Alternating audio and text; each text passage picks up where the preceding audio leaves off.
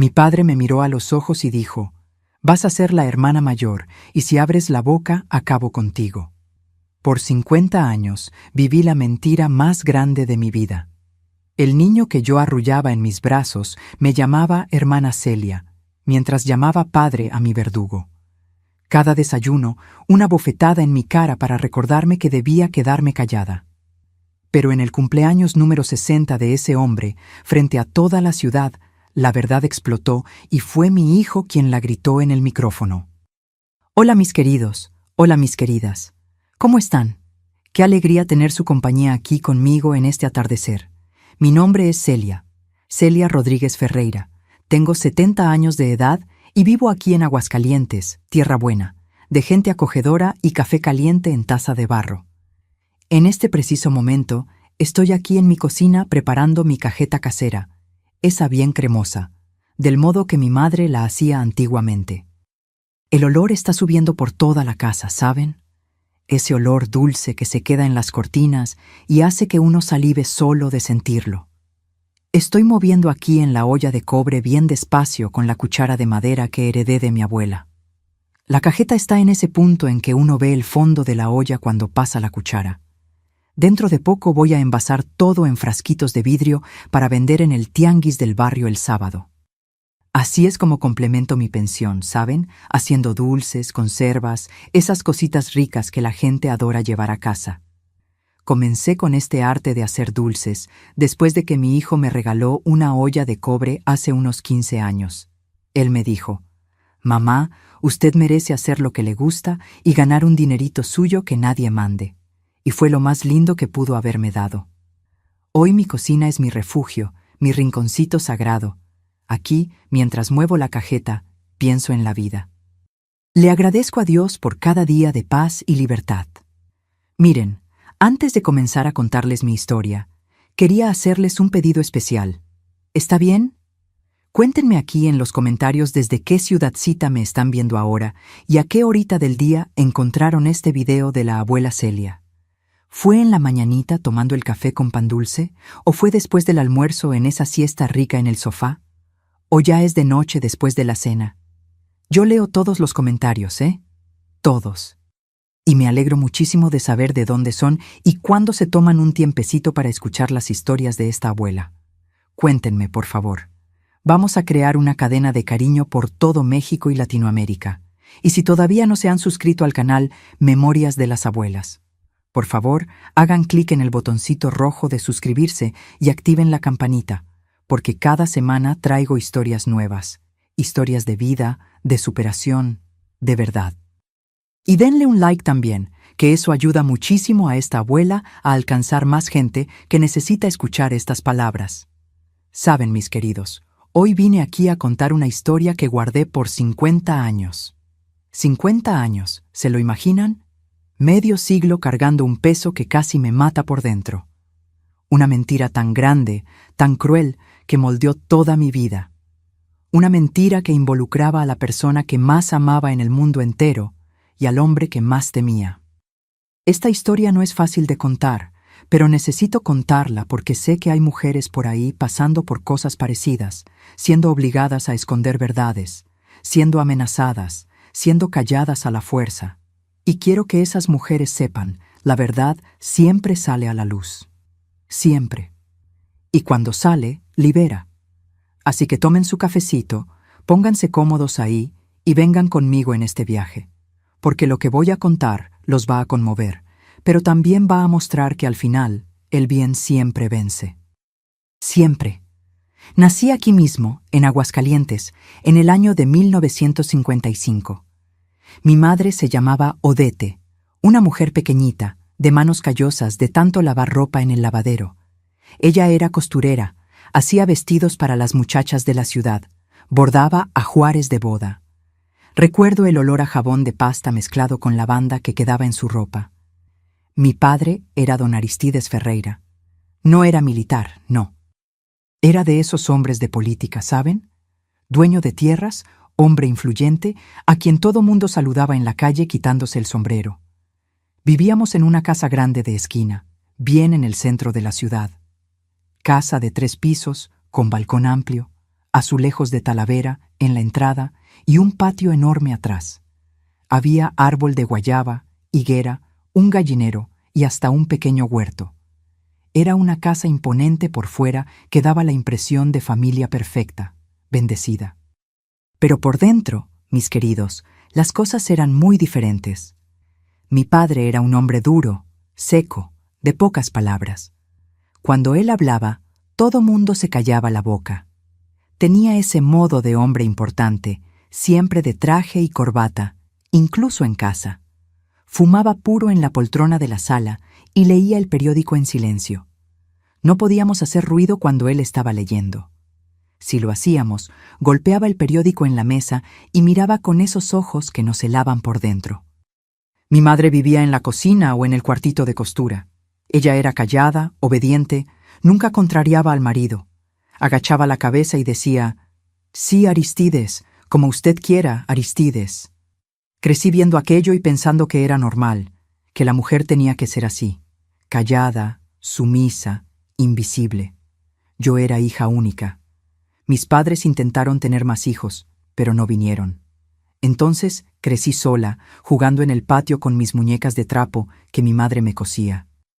Me encantaba hacer comiditas de mentira con hojas y tierra.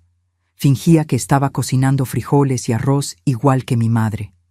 Jugaba a la casita debajo de la higuera, imaginando que un día tendría mi propia familia, mis propios hijos.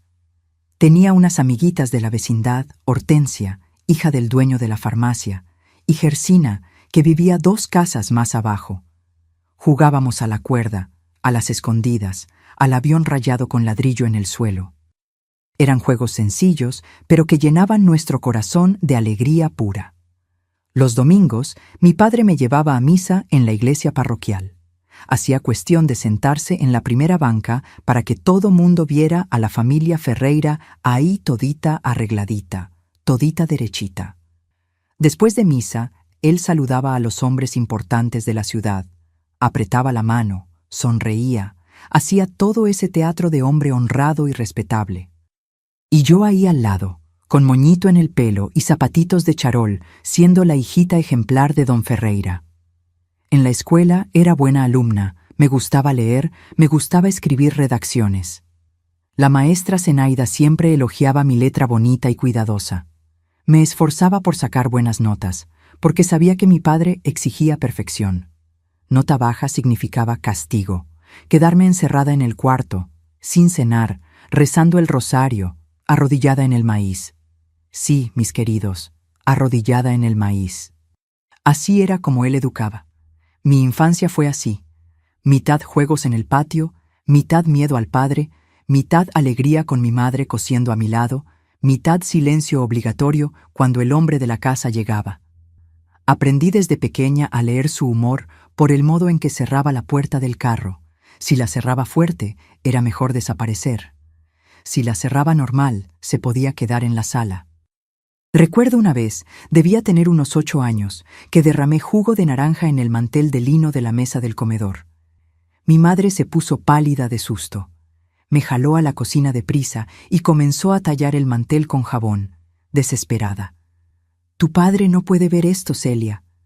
No puede». Talló hasta que su mano quedó roja. Logró quitar la mancha. Y ese día entendí que vivíamos con miedo. Miedo de equivocarnos. Miedo de desagradar, miedo de existir del modo equivocado. Pero también hubo momentos buenos, ¿eh? Hubo tardes de calor en que mi madre hacía limonada heladita y nos sentábamos en el balcón viendo el movimiento de la calle. Hubo noches de junio en que hacíamos palomitas en la olla y las comíamos calientitas con azúcar y mantequilla. Hubo mañanas de domingo en que despertaba con olor a pan de elote saliendo del horno. Esos momentos los guardo con cariño, porque eran los raros momentos en que la casa respiraba en paz. Cuando tenía 11 años, me regalaron una bicicleta roja de cumpleaños. Fue el regalo más lindo de mi vida. Andaba por toda la calle con el viento en la cara, sintiéndome libre como un pajarito. Mi madre se quedaba en la puerta de casa saludando, sonriendo de ese modito tímido suyo. Esa bicicleta era mi libertad, era mi pedacito de felicidad pura. Pero esa felicidad, mis queridos, iba a durar poco, muy poco, porque cuando cumplí 12 años, todo cambió, todo se derrumbó. Y la niña que pedaleaba feliz en la bicicleta roja fue sustituida por una joven asustada, cargando un secreto que iba a destrozar a toda la familia. Después de ese cumpleaños de 12 años, mi vida comenzó a cambiar. No fue de la noche a la mañana, no. Fue de a poquito, ¿saben? Como cuando uno ve una fruta madurando en el árbol. Fui dejando de ser niña y me convertí en señorita. Mi cuerpo cambió, mi voz cambió, mi modo de ver el mundo cambió. A los 13 años entré a la secundaria. La escuela quedaba a 6 cuadras de casa y yo iba a pie con mi mochila de cuero debajo del brazo. Me gustaban las clases de español e historia. Había un maestro, don Geraldo, que contaba historias de México antiguo que me dejaban fascinada. Hablaba de la independencia, de la revolución, de esas cosas que hacían volar mi imaginación lejos. En esa época comencé a ayudar a mi madre con más frecuencia. Ella me enseñó a coser, a bordar, a cocinar. La mujer tiene que saber hacer de todo en casa, Celia, decía mientras me mostraba el punto en la servilleta. Pasaba las tardes con ella en el cuartito de costura, escuchando el ruido de la máquina Singer, ese tec-tec-tec rítmico que se volvía música. A los 15 años conocí a mi primer novio. Era Olivo, hijo del dueño de la panadería, un muchacho guapo, de cabello peinado con brillantina, que me esperaba en la puerta de la escuela para acompañarme hasta casa. Platicábamos de todo, de las películas que pasaban en el cine de la ciudad, de las canciones que tocaban en la radio, de nuestros sueños para el futuro. Yo soñaba con ser maestra. Él soñaba con tener su propia panadería algún día. A mi padre no le gustaba Olivo. Lo encontraba demasiado pobre para la hija de don Ferreira, pero nos dejaba noviar porque era noviazgo de portón, vigilado, derechito. Nos veíamos los domingos después de misa, platicábamos media hora sentados en la banca de la plaza, siempre con mi madre vigilando de lejos. Era un noviazgo inocente, puro. Nos dábamos las manos, intercambiábamos cartitas escritas con pluma azul. Solo eso. Cuando tenía 16 años, pasó algo que me marcó mucho. Mi padre fue electo regidor. La casa se volvió un entra y sale de gente importante, diputados, presidentes municipales, hacendados. Mi madre se quedaba en la cocina preparando café y antojitos para servir a los visitantes. Y yo tenía que quedarme en la sala todita arregladita, siendo la hijita ejemplar, sonriendo y haciendo reverencias a los señores de traje. Fue en esa época que comencé a darme cuenta de lo controlador que era mi padre.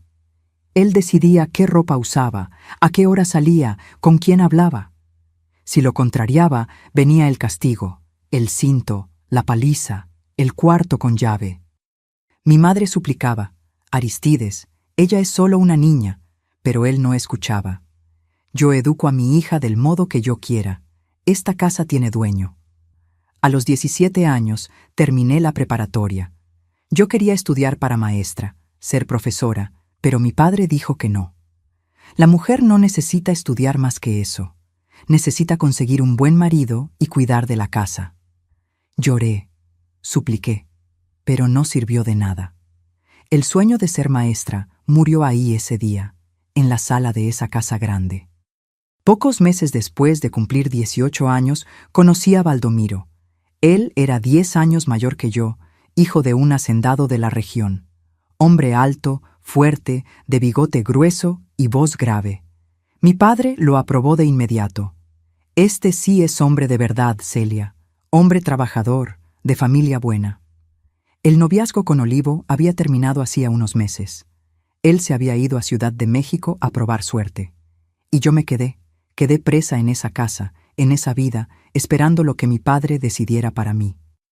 Baldomiro comenzó a frecuentar nuestra casa. Venía a cenar los sábados. Platicaba con mi padre sobre política y ganado. Me trataba bien, era educado, me traía flores, pero había algo en él que me dejaba incómoda. Un modo de mirarme, un modo de agarrar mi mano demasiado fuerte, un modo de acercarse que me hacía querer retroceder. Pero yo no tenía opción, ¿verdad, mis queridos? Mi padre ya había decidido. Vas a casarte con Baldomiro, vas a ser una buena esposa, vas a darme nietos y vas a hacer crecer a esta familia. Era una orden, no un pedido. 3 meses después de cumplir 19 años, me casé. La ceremonia fue grande, pomposa en la iglesia parroquial. La mitad de la ciudad fue. Yo estaba ahí de vestido blanco que mi madre había bordado a mano, con velo y corona, sonriendo para las fotos. Pero por dentro, mis queridos, estaba temblando de miedo de lo que venía. En la noche de bodas, en el rancho de Baldomiro, él cambió. El hombre educado y gentil desapareció. En su lugar apareció otro, un hombre agresivo, posesivo, que me trató no como esposa, sino como propiedad. Me lastimó, me hizo cosas que me dejaron sin piso. Y cuando lloré, él dijo: «La mujer casada tiene obligación, acostúmbrate». Volvimos a la ciudad algunos días después. Yo no podía mirar a mi padre porque de algún modo yo sabía, él sabía qué tipo de hombre era Baldomiro y aún así me entregó. Intenté ser buena esposa, intenté cocinar, limpiar, hacer todo derechito, pero nunca era suficiente. Baldomiro bebía. Cuando bebía, se volvía violento, me insultaba, me empujaba, rompía la loza y yo aguantaba callada. Porque era lo que mi madre me había enseñado. La mujer aguanta, la mujer no se queja, la mujer obedece. Cuando cumplí 20 años, descubrí que estaba embarazada. Pensé que aquello iba a cambiar todo, que la llegada de un bebé iba a ablandar el corazón de Baldomiro, iba a traer paz a nuestra casa. Pero no fue así como pasó. Las cosas empeoraron. Él se puso celoso hasta de la panza creciendo. Decía que estaba fea, gorda, que ningún hombre me iba a querer de ese modo. Comenzó a salir de casa, a volver de madrugada, oliendo a bebida y perfume barato. Y yo ahí, embarazada, sola, llorando en la oscuridad del cuarto. Pensaba en huir, pensaba en volver a casa de mi padre, pero entonces recordaba. Mi padre fue quien me puso ahí. Mi padre fue quien eligió a ese hombre para mí. ¿A dónde iba? ¿A quién le pedí ayuda? Cuando mi panza ya estaba bien grande de 7 meses, Baldomiro desapareció. Salió un viernes en la mañana y no volvió más. Dejó una nota encima de la mesa. «No quiero ser padre, no te quiero, desaparece de mi vida». Y se fue. Así de simple, me derrumbé. Fui a casa de mis padres arrastrando la maleta, la panza enorme, el corazón en pedazos. Toqué la puerta. Mi madre abrió, me abrazó, llorando. Pero mi padre me miró con asco, con desprecio, y dijo la frase que cambiaría mi vida para siempre. «Vas a tener ese hijo en el rancho, lejos de los ojos de la ciudad, y cuando nazca va a ser registrado como mi hijo. Vas a ser la hermana mayor, y ay de ti si abres la boca, porque si lo haces, acabo contigo». En ese momento, mis queridos, entendí. Mi vida había acabado. La niña que pedaleaba la bicicleta roja había muerto, y en su lugar nació una mujer prisionera de su propia familia. 2 días después de esa plática, mi padre me llevó al rancho de él, allá en los confines de Aguascalientes, lejos de todo y de todos.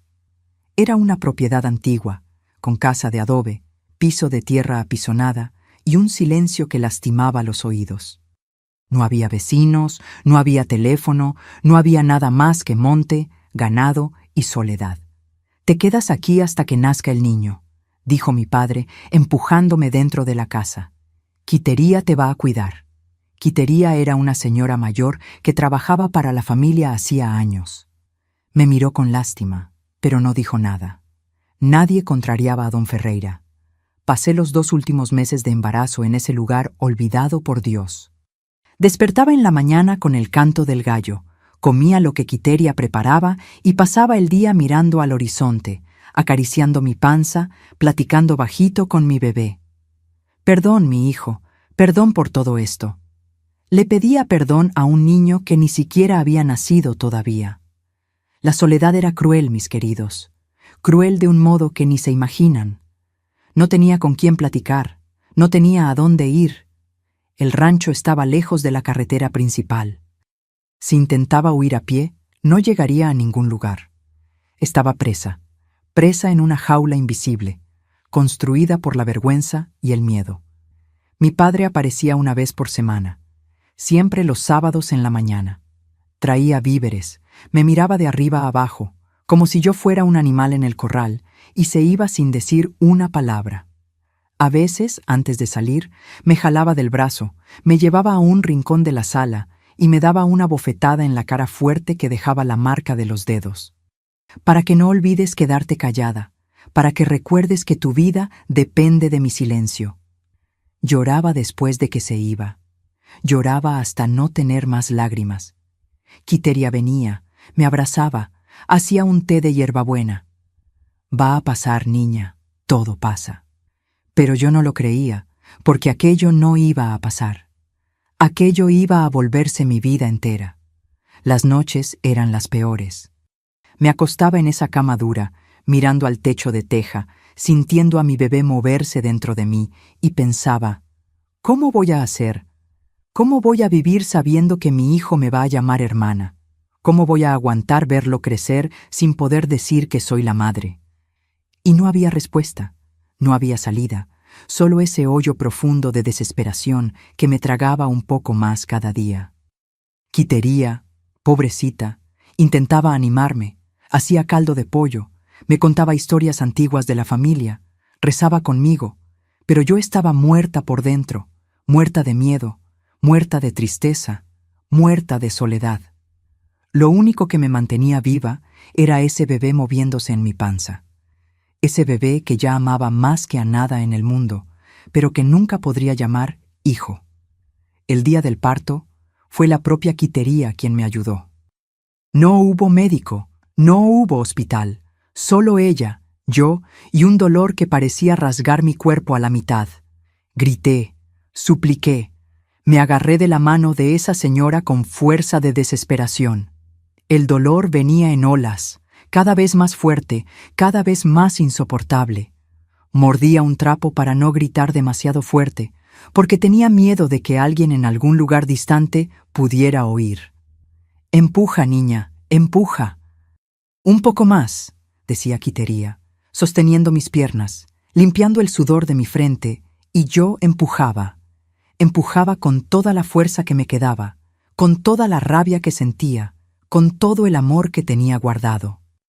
Y cuando mi hijo finalmente nació, cuando escuché el primer llanto de él, rasgando ese silencio terrible del rancho, sentí dos cosas al mismo tiempo: un amor gigante, inmenso, que explotaba en mi pecho y me hacía olvidar todo el dolor, y un miedo enorme, desesperante, de que ese hombre destruyera no solo a mí, sino también a esa criaturita inocente. Quitería puso a mi bebé en mis brazos. Estaba todito rojo, arrugadito, los ojitos cerrados, la boquita buscando mi pecho. Miré esa carita perfecta y pensé, eres mío, viniste de mí, eres lo más lindo que he visto en la vida. Y ahí en esa casa de adobe, en medio de la nada, me convertí en madre, pero una madre que nunca podría ser llamada madre. En los días siguientes amamantaba a mi bebé. Cambiaba los pañales de tela, lo arrullaba en mis brazos cuando lloraba. Quitería me enseñaba, ponlo de ladito que es mejor para que duerma.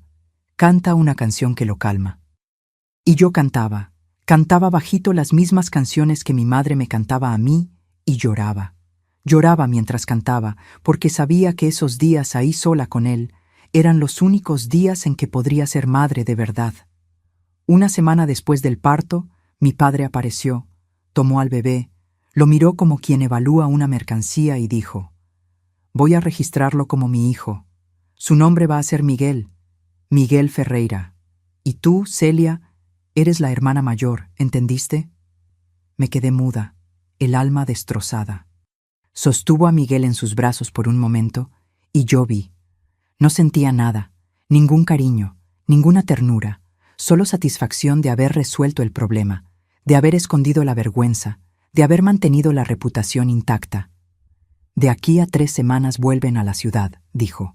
«Y Celia, si vacilas, si miras a ese niño con ojos de madre, si olvidas por un segundo que solo eres la hermana, Te mato y lo mato a él también. ¿Entendiste bien? Entendí. Entendí que mi vida nunca más sería mía, que cada gesto, cada mirada, cada palabra tendría que ser calculada, que tendría que fingir, mentir, esconder por el resto de mi vida. Volvimos a la ciudad cuando Miguel tenía un mes. Mi madre nos recibió con lágrimas en los ojos. Tomó al bebé en brazos, fingió que era abuela, pero yo veía en su mirada. Ella sabía de la mentira, pero también tenía demasiado miedo para cuestionar. La historia que mi padre difundió fue esta, que él y mi madre habían tenido un milagro después de tantos años, que Dios había bendecido el hogar de los Ferreira con otro hijo. Y la ciudad creyó, claro que creyó. ¿Quién iba a dudar de don Ferreira, hombre de bien, regidor respetado? Las vecinas venían a visitar, traían regalitos para el bebé de don Ferreira. ¡Qué bendición, doña Odete! Después de tanto tiempo, Dios mandó este angelito. Y mi madre sonreía, agradecía, sostenía a Miguel en brazos y yo me quedaba en el rincón, siendo la hermana mayor, sonriendo cuando tenía que sonreír, callada cuando tenía que callar. Los primeros años fueron los más difíciles de mi vida, mis queridos. Despertaba de madrugada cuando Miguel lloraba. Yo cambiaba sus pañales, lo bañaba, hacía su papilla, lo arrullaba en mis brazos, pero cuando dejaba de llorar y me miraba con esos ojitos profundos, tenía que desviar la mirada, porque no podía apegarme demasiado, porque yo solo era la hermana mayor. Cuando Miguel mamaba, era mi madre quien daba el biberón. Pero a veces, cuando mi madre estaba ocupada con la costura, mi padre me ordenaba: «Ve, Celia, alimenta a tu hermano». Y yo tomaba a Miguel en brazos, tomaba el biberón y alimentaba a mi propio hijo, fingiendo que era solo obligación de hermana. Pero por dentro, mis queridos, mi corazón sangraba. Sangraba de ganas de decir: «Yo soy tu madre, esa leche debería venir de mí, eres mío». Mi padre me vigilaba todo el tiempo. Si tomaba a Miguel en brazos y me tardaba demasiado, venía, arrancaba al niño de mí y me daba esa mirada de advertencia, una mirada que decía: «¿Recuerdas tu promesa? ¿Recuerdas que vas a morir si vacilas?». De noche, después de que todos dormían, venía a mi cuarto. Yo fingía que estaba dormida, pero sabía que él estaba ahí parado en la puerta vigilándome para asegurarse de que no iba a huir, de que no iba a contar. A veces entraba, se acercaba a la cama y susurraba: «¿Estás dormida, Celia? ¿O estás pensando en hacer alguna tontería?». Y yo me quedaba paralizada, rezando bajito para que se fuera. Cada desayuno sin falta me daba una bofetada en la cara, siempre del mismo modo. Me sentaba en la mesa, él venía por detrás, me jalaba la cabeza del cabello y ¡paf!, una bofetada que resonaba por toda la cocina. Mi madre agachaba la cabeza. Miguel, cuando se hizo más grandecito, se asustaba, lloraba. ¿Por qué el papá le pegó a la hermana Celia? «Porque la hermana Celia necesita aprender a tener juicio», respondía mi padre frío. Vivía con miedo, miedo de equivocarme, miedo de mirar a Miguel del modo equivocado, miedo de que él creciera y descubriera, miedo de que la ciudad descubriera, miedo de perder hasta ese poquito que tenía. Ver a mi hijo crecer, aunque fuera de lejos. Cuando Miguel comenzó a caminar, con un añito y poco, venía hasta mí, se agarraba de mi falda, intentaba subirse a mi regazo. «Hermana, hermana». Esa vocecita finita llamándome hermana era una puñalada en el pecho, pero lo cargaba, me sentaba en el piso, jugaba porque no podía resistir. Hacía avioncito, hacía caballito, inventaba historias, y Miguel reía, esa risa rica de niño feliz. Pero mi padre veía, y de noche, cuando el niño dormía, venía la paliza, el cinto de cuero, las marcas en la espalda, la sangre. El lugar de hermana es lejos. No confundas al niño. No eres la madre. Nunca vas a ser la madre. ¿Entendiste? Y yo entendía. Entendía que cada momento de felicidad que robaba con Miguel sería pagado con dolor, con humillación, con violencia. Cuando Miguel tenía unos 4 años, comenzó a seguirme por la casa. «Hermana Celia, juega conmigo». Jalaba mi falda, me ofrecía sus juguetes, y yo jugaba porque no podía resistir. Armaba los bloques de madera con él. Fingía que estaba haciendo un rancho con los animalitos de plástico. Leía los libritos de historias que mi madre compraba. Pero mi padre vigilaba, y cuando él pensaba que estaba exagerando, venía el castigo. A veces era la bofetada en la cara ahí mismo frente a Miguel. Otras veces esperaba de noche. Me llamaba a su estudio. Estás olvidando las reglas, Celia. Estás olvidando que ese niño no es tuyo. ¿Necesitas que te recuerde? Y venía la paliza de cinto, de vara, de palo de escoba, lo que tuviera a la mano. Comencé a evitar quedarme sola con Miguel. Cuando venía cerca, inventaba una excusa. Ve a jugar allá afuera, anda. Veía la tristeza en sus ojos y mi corazón se partía, pero era para protegerlo y para protegerme. Los años fueron pasando, Miguel creciendo, yendo a la escuela, aprendiendo a leer y escribir. Me mostraba sus cuadernos. Mira, hermana Celia, saqué 10 en el examen de matemáticas. Y yo lo elogiaba, aplaudía, hacía fiesta, pero no podía abrazarlo fuerte de más, no podía besar su frente cuantas veces yo quería. Tenía que medir, siempre medir. En la escuela, las maestras lo elogiaban. Miguel es un niño muy inteligente, muy educado, y mi padre se inflaba de orgullo. Es mi hijo, salió a mí. Y yo ahí callada, sabiendo que ese niño había salido a mí, que esa inteligencia, esa sensibilidad había venido de mí. Hubo un día, Miguel debía tener unos 6 años, que se cayó y se raspó la rodilla. Vino corriendo hacia mí, llorando. Hermana Celia, duele. Limpié la herida, soplé, hice curación con alcohol y algodón, le puse una curita con dibujo de superhéroe que le encantaba, y él me abrazó fuerte y dijo, «Eres la mejor hermana del mundo».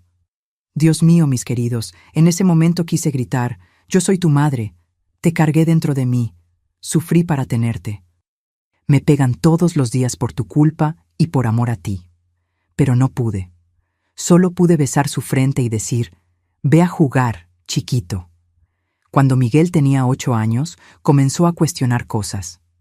«Papá, ¿por qué es usted tan viejo? El papá de mi amigo es más joven». Mi padre cambiaba de tema. «Tu mamá y yo te tuvimos tarde, hijo, pero te amamos igual». «¿Y por qué me parezco más a la hermana Celia que a ustedes?». Esa pregunta heló mi sangre. Mi padre también se tensó. «Tonterías, niño. Tienes los ojos de mi padre, tu abuelo». Pero yo veía, Miguel estaba comenzando a darse cuenta de que algo no cuadraba, y eso me aterraba, porque si descubría la verdad muy pronto, mi padre sería capaz de cualquier cosa, hasta de separarnos, de mandarme lejos, de quitarme el único contacto que tenía con mi hijo. La tortura psicológica de ver a mi hijo crecer sin saber la verdad, de oírlo llamar padre a otro hombre, de ser obligada a mantener distancia cuando todo lo que quería era abrazarlo fuerte y nunca más soltarlo. Eso me destruyó por dentro, me mató de a poquito, y no tenía a quién acudir. No tenía cómo huir, porque la mentira ya estaba demasiado grande y yo estaba presa en ella. Hubo noches, tantas noches, que lloré hasta dormirme. Lloré abrazada a la almohada, mordiendo la funda para que nadie oyera. Lloré pidiéndole a Dios que me diera fuerzas para aguantar un día más, solo un día más, porque vivir una vida entera así, mis queridos, era imposible. Pero vivía día tras día, año tras año, porque rendirme significaba perder a Miguel para siempre.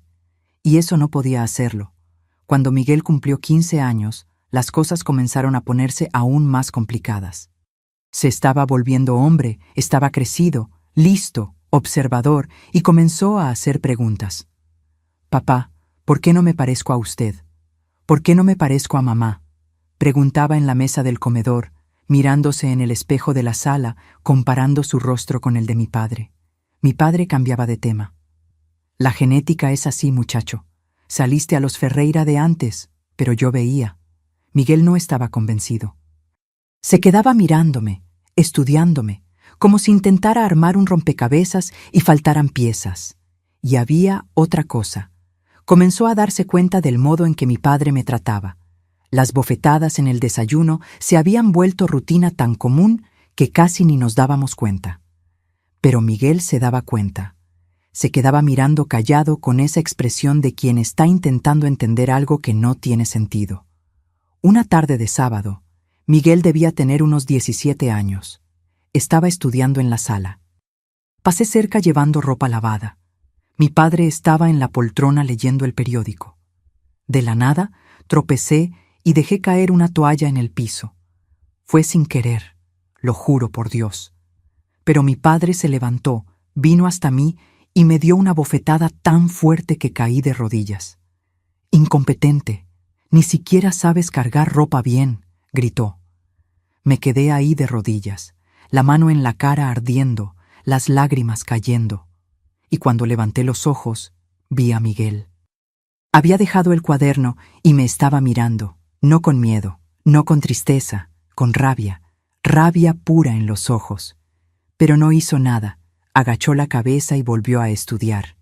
Y yo me levanté, tomé la toalla y continué mi vida como siempre. Esa noche, después de que todos se habían ido a dormir, Miguel tocó la puerta de mi cuarto. «Hermana Celia, ¿puedo entrar?» Me senté en la cama, sorprendida. «Claro, chiquito». «¿Qué pasó?» Entró, cerró la puerta despacio, se sentó en la orilla de la cama, las manos nerviosas. «¿Por qué dejas que te haga eso?» Mi corazón se disparó. ¿Hacer qué? Pegar, humillar, tratarte como si no fueras nada. No sabía qué decir, cómo explicar, cómo contar la verdad sin contar la verdad. «Miguel, tu padre es de su modo. Estoy acostumbrada». «Pero no deberías estarlo». Levantó la voz y luego la bajó de nuevo. «Nadie debería acostumbrarse a eso. Está mal, muy mal». Sostuve su mano. «Lo sé, mi hijo». Me atrapé. «Quiero decir, mi querido, lo sé, pero es complicado». Me miró profundo a los ojos y en ese momento juro que sentí. Sospechaba de algo, no sabía qué, pero sospechaba. Los años pasaron. Miguel se fue a la Universidad de Derecho en Guadalajara.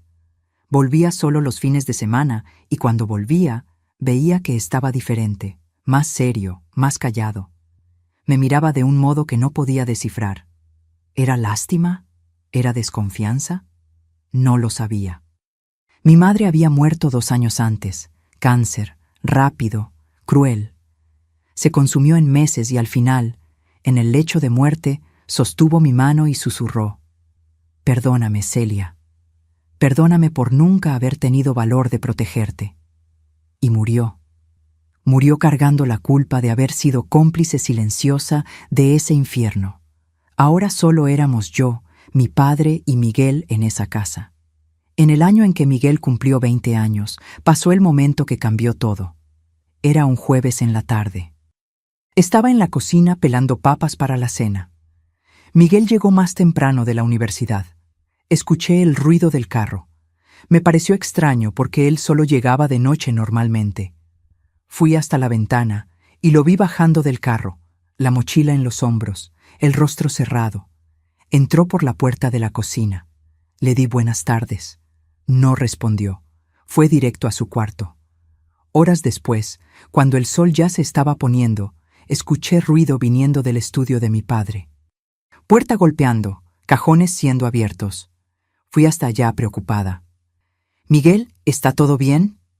Estaba de espaldas, sosteniendo unos papeles, las manos temblando. Cuando se volteó hacia mí, vi lágrimas en sus ojos, lágrimas de rabia. «¿Usted sabía?», preguntó, la voz quebrada. Mi corazón se disparó. Mi mundo se derrumbó en ese segundo. ¿Sabía? ¿Sabía qué? Levantó los papeles. Era un acta de nacimiento, antigua, amarillenta, y en ella estaba escrito: «Madre, Celia Rodríguez Ferreira». Mis piernas flaquearon.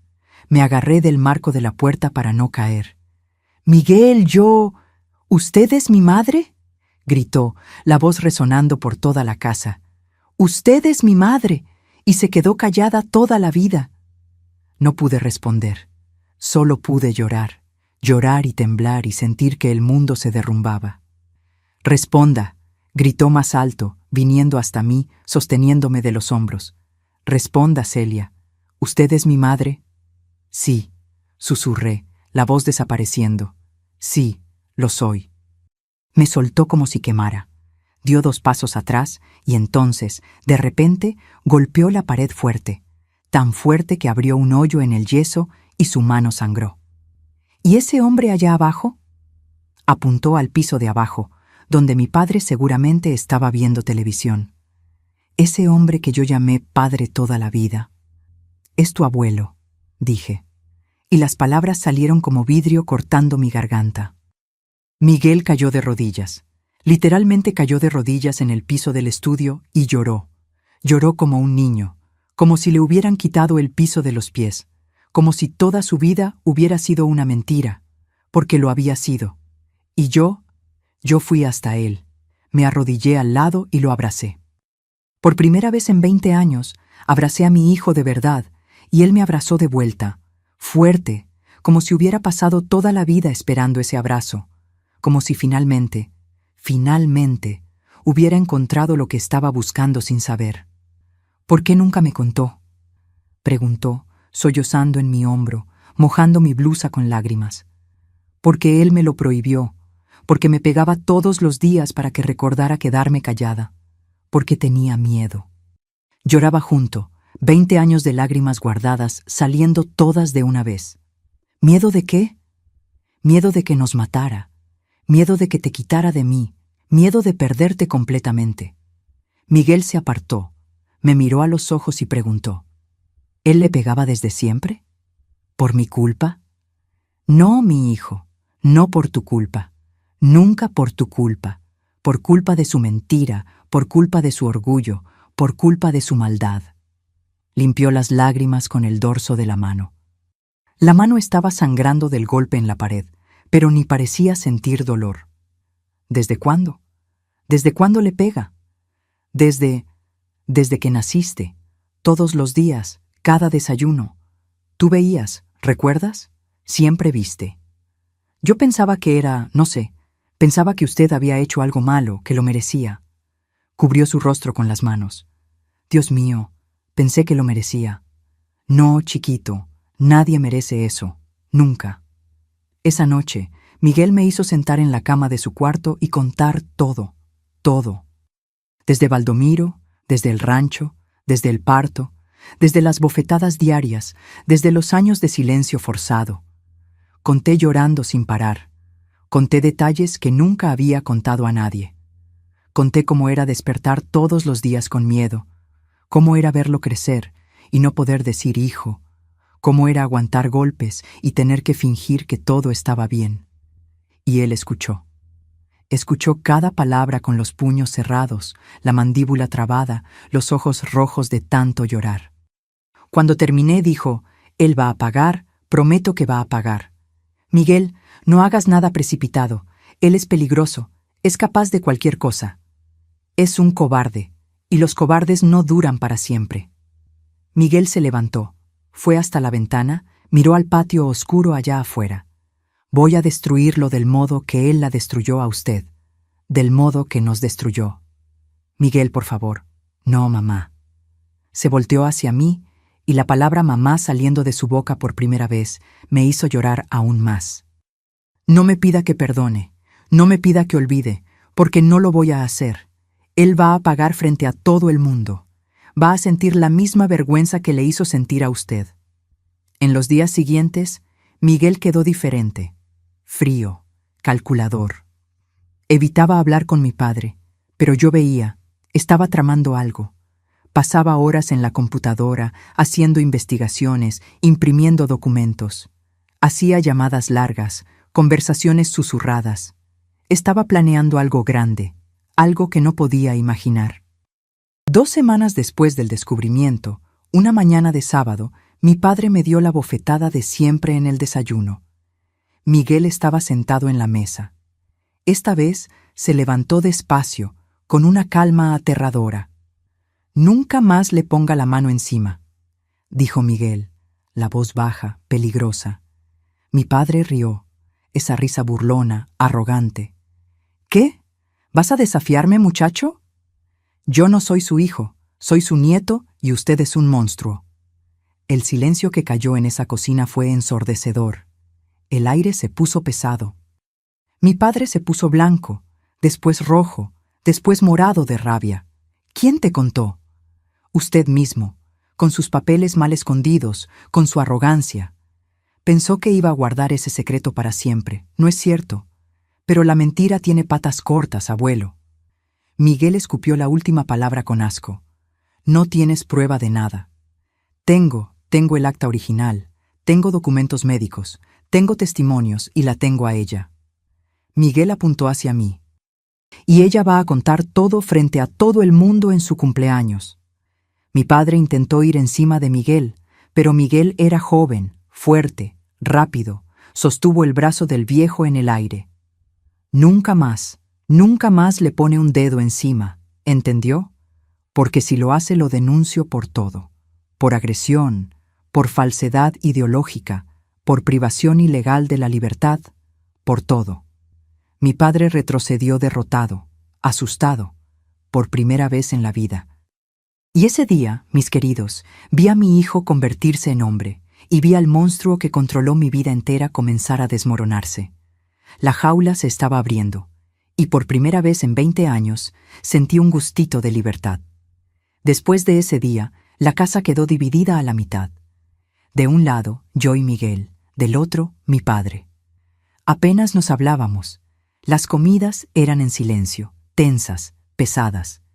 Mi padre me miraba con odio, pero no me ponía la mano encima, porque sabía, si lo hacía, Miguel reaccionaría. Miguel pasó a dormir en la ciudad solo algunos días de la semana. Consiguió una pasantía en un despacho de abogados en Guadalajara y se quedaba por allá la mayor parte del tiempo, pero siempre me llamaba, todos los días sin falta. «Mamá, ¿cómo está?» Él la molestó. «Mamá». Cada vez que decía esa palabra, mi corazón se llenaba. 20 años oyendo hermana Celia y ahora, finalmente, mamá.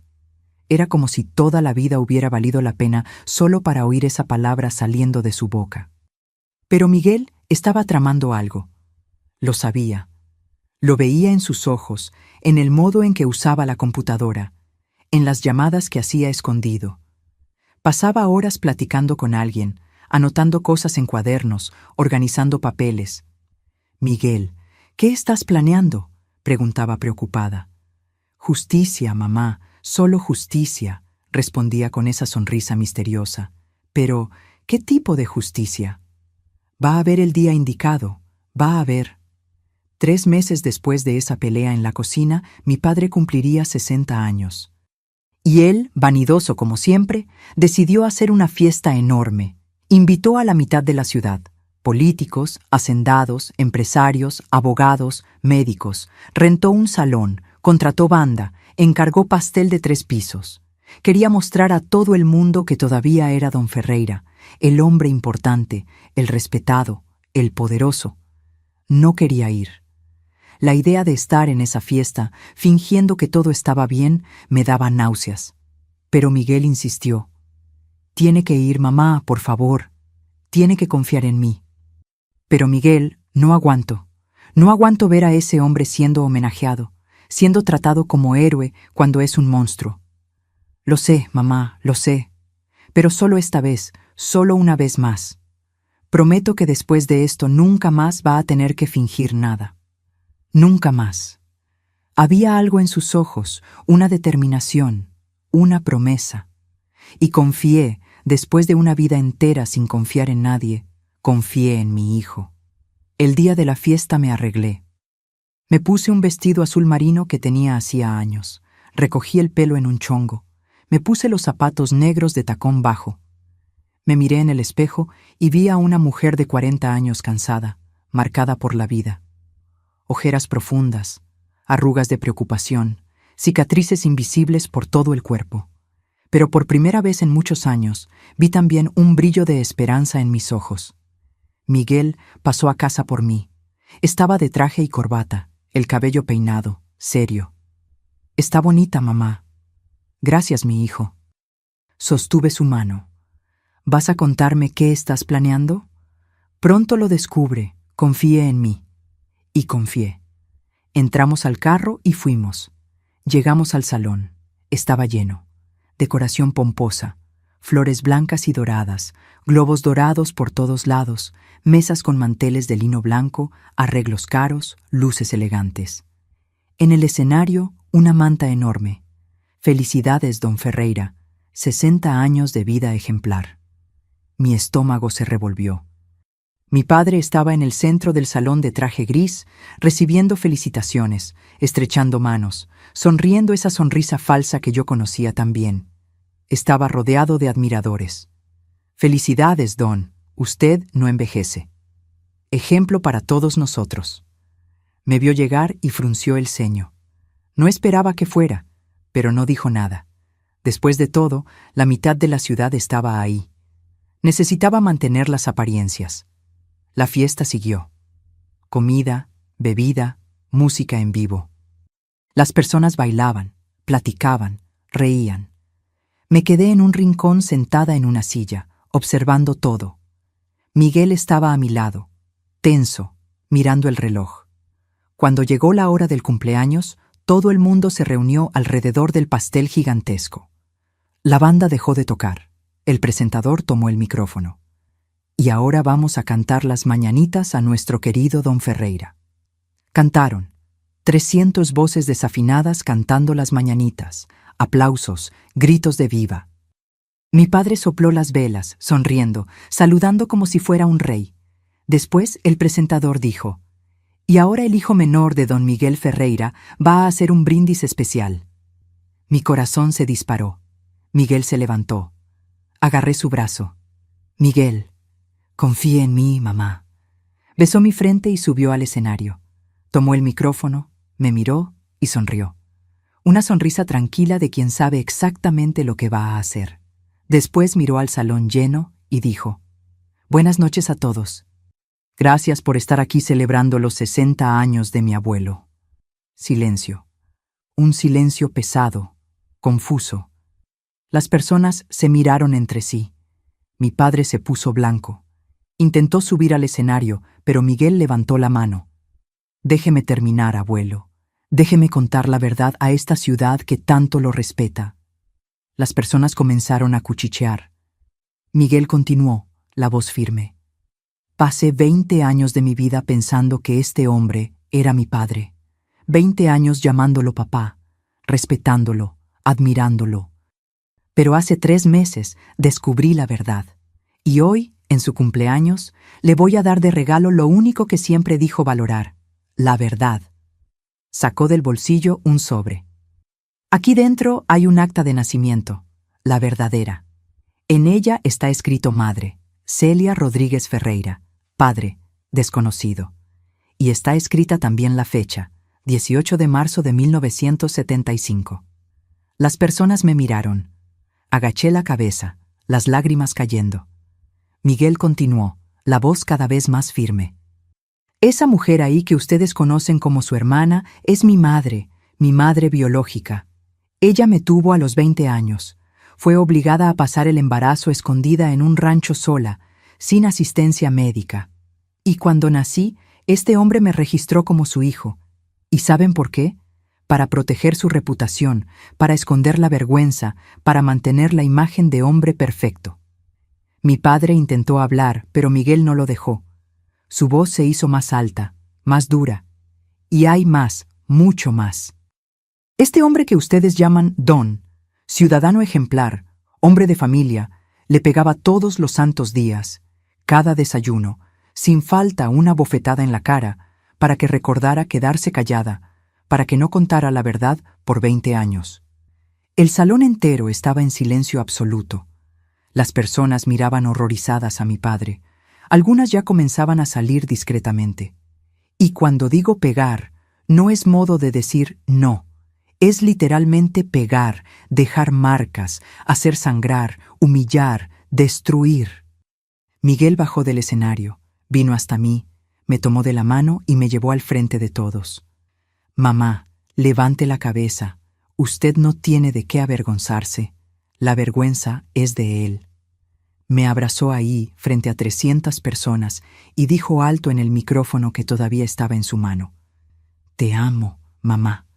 Y a partir de hoy, el mundo entero va a saber que tú eres mi madre y que este hombre es un mentiroso, un cobarde, un abusador, y que la farsa terminó». El salón comenzó a vaciarse rápidamente. Las personas salían en silencio, avergonzadas, impactadas. Algunos miraban con lástima hacia mí, otros evitaban mirar.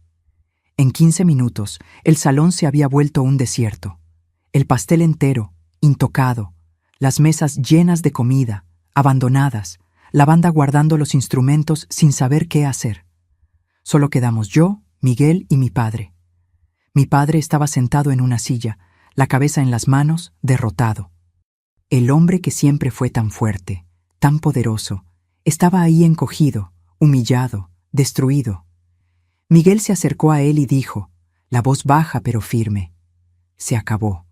Su farsa terminó. Su máscara cayó y ahora va a vivir el resto de su vida con el peso de la vergüenza que tanto intentó esconder. Va a morir solo, sin respeto, sin amor, sin nada, porque es lo que merece». Mi padre levantó la cabeza, miró a Miguel con odio. «Me destruiste». «No, usted se destruyó. Yo solo conté la verdad. La verdad de la que tanto tenía miedo que saliera a la luz. Pero salió y lo destruyó. Como usted la destruyó a ella». Miguel apuntó hacia mí. Salimos de ese salón de la mano, madre e hijo. Finalmente, por primera vez, caminando de la mano frente a todo el mundo, sin miedo, sin mentira, sin vergüenza. Y cuando salimos por la puerta, cuando el aire fresco de la noche tocó mi rostro, sentí la libertad. Por primera vez en 20 años, era libre. Libre de la mentira, libre del miedo, libre de él. Y aquí estoy, mis queridos, 30 años después de ese día que cambió mi vida para siempre. 70 años de edad, viviendo aquí en Aguascalientes, en la misma ciudad donde nací, pero ahora en una casita pequeña y acogedora que Miguel me regaló hace 10 años. Mi rutina hoy es tranquila, ¿saben? Despierto tempranito a las 6 de la mañana, hago mi café bien cargado, al modo mexicano, con pan dulce calientito que yo misma hago. Después cuido mis plantas en el patio. Tengo cantero de hierbas frescas, albahaca, romero, hierbabuena, perejil. Me encanta pasar la mano en las hojitas y sentir el olor que queda en los dedos. Como conté al principio, hago dulces para vender en el tianguis del barrio todos los sábados. Cajeta, ate de guayaba, jamoncillo. Las personas ya me conocen ahí. «Doña Celia, guardé dinero toda la semana para llevar su cajeta», dicen. Y sonrío, feliz de haber conquistado este espacito, este trabajo que es mío, que nadie me obligó a hacer, que elegí. Mi hijo Miguel vive aquí en Aguascalientes también. Se graduó en Derecho, se volvió abogado, abrió su propio despacho, se especializó en defender mujeres víctimas de violencia doméstica. «Es mi misión, mamá», dice, «ayudar a mujeres como usted». Se casó con Iracema, una muchacha linda, maestra de escuela pública. Y me dieron 3 nietos, Pedro de 12 años, Laura de 9 y Joaquín de 6. Estos niños son la alegría de mi vida, mis queridos. Todos los domingos vienen a almorzar aquí a casa. Hago pollo en mole, arroz rojo, frijoles refritos, comida mexicana de verdad. Y después del almuerzo nos sentamos en el patio, les cuento historias, me muestran los dibujos de la escuela. A Laura le encanta cuando le enseño a hacer tejido. Pedro me ayuda a regar las plantas y Joaquín, el más chiquito, se queda en mi regazo pidiendo que cante las canciones antiguas que la abuela Odete me cantaba. Cuando me llaman abuela Celia, mi corazón se llena, porque ahora puedo ser llamada lo que realmente soy. Puedo abrazar, besar, amar sin miedo. Puedo ser abuela de verdad y madre de verdad. Miguel me visita casi todos los días. Pasa aquí después del trabajo, toma un café, me cuenta de los casos que está defendiendo. A veces trae flores, otras veces trae un pedazo de pastel de la panadería. «Para que no tenga que hacer, mamá, descanse un poquito». Y agradezco, porque después de una vida entera siendo maltratada, ahora soy cuidada, soy amada, soy respetada. Formo parte del grupo de la tercera edad de la iglesia. Nos reunimos todos los miércoles para hacer manualidades, platicar, tomar café con pan. Hice amistades lindas ahí, doña Eulalia, doña Ivonete, doña Creusa. Reímos juntas, lloramos juntas, rezamos juntas. Saben mi historia, saben por lo que pasé, y me acogen con un cariño que calienta mi alma. Participo también de un proyecto voluntario, donde enseñamos a mujeres más jóvenes a hacer manualidades para vender y tener independencia financiera. Yo enseño a hacer dulces y conservas. Ver los ojos de esas mujeres brillar cuando logran vender su primer frasquito de dulce. Ah, mis queridos, eso no tiene precio. Es como si estuviera ayudándolas a conquistar lo que yo conquisté, libertad. ¿Y Don? Mi padre.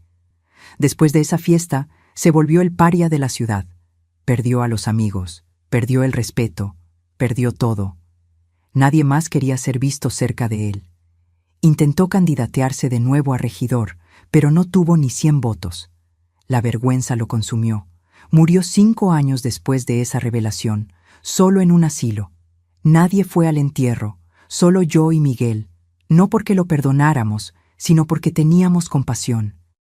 Al final, era solo un viejo amargado, derrotado por su propia maldad. Cuando miro hacia atrás, veo cuánto sufrimiento, veo cuánto dolor. Pero cuando miro hacia adelante, veo a mis nietos jugando en el patio.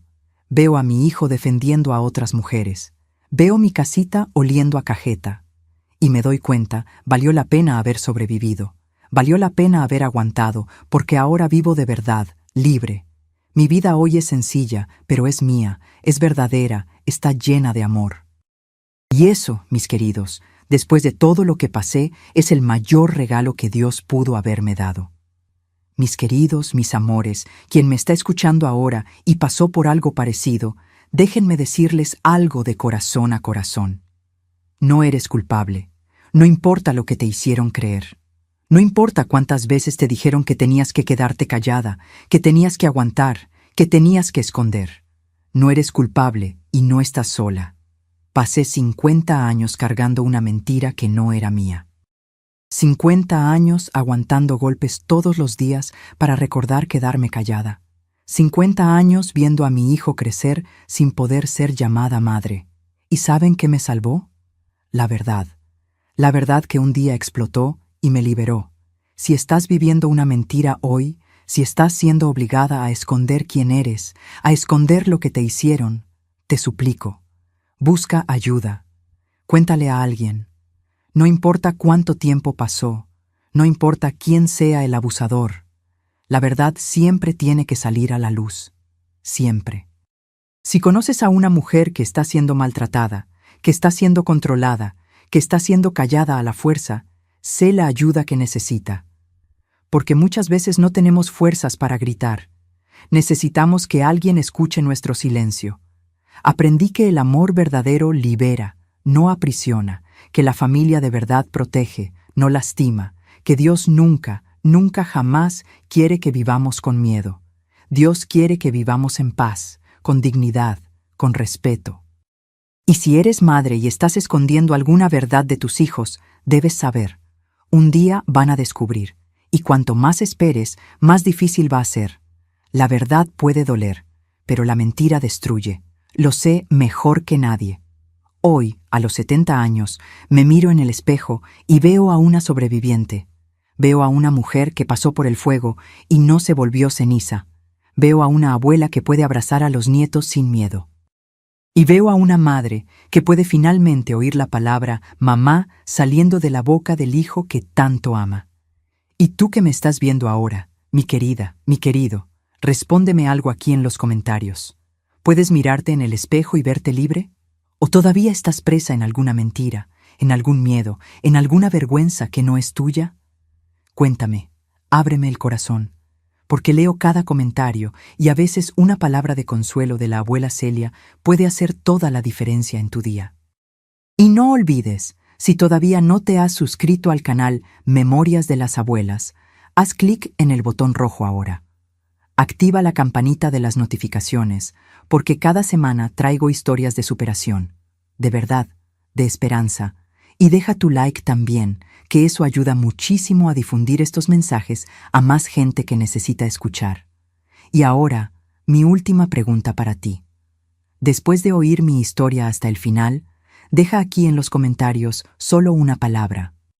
Una palabra que resuma lo que sentiste.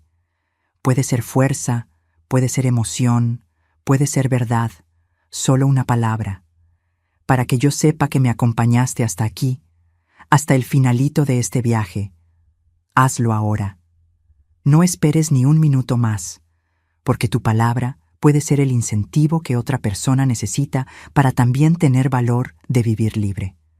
No cuento mi historia para que sientan lástima de mí. La cuento para abrir ojos, para mostrar que la violencia no necesita ser solo física, que la manipulación destruye tanto como un golpe, que la mentira puede matar tanto como un arma y que el silencio protege al abusador, nunca a la víctima. Si conoces a una mujer siendo controlada, siendo forzada a vivir una mentira, siendo impedida de ser quien realmente es, sé la voz que ella no puede tener. Porque yo me quedé callada 50 años esperando que alguien se diera cuenta, esperando que alguien me ayudara y casi muero esperando. No dejes que otra mujer muera esperando. Extiende tu mano, sé el cambio. Porque juntos, como comunidad, como familia humana, podemos romper estos ciclos de abuso. Podemos. En cualquier país, en cualquier cultura, existen mujeres siendo forzadas a vivir mentiras, siendo impedidas de ser madres de sus propios hijos, siendo silenciadas por miedo. Si tú o alguien que conoces vive esto, debes saber, tienes derecho a la verdad. Tienes derecho de ser quien eres.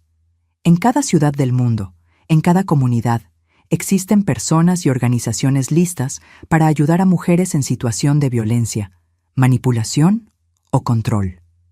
Busca, pide ayuda, no te rindas, porque la verdad siempre libera, siempre. Y mereces vivir libre, mi hija. Mereces paz, mereces respeto, mereces ser llamada madre si eres madre, mujer si eres mujer, ser humano, porque lo eres. Y recuerda, el silencio que parece protegerte hoy puede ser la cadena que te aprisiona para siempre. Habla, grita si es necesario, pero no mueras callada. Un beso en el corazón de cada uno de ustedes y que Dios bendiga sus vidas con verdad, valor y libertad.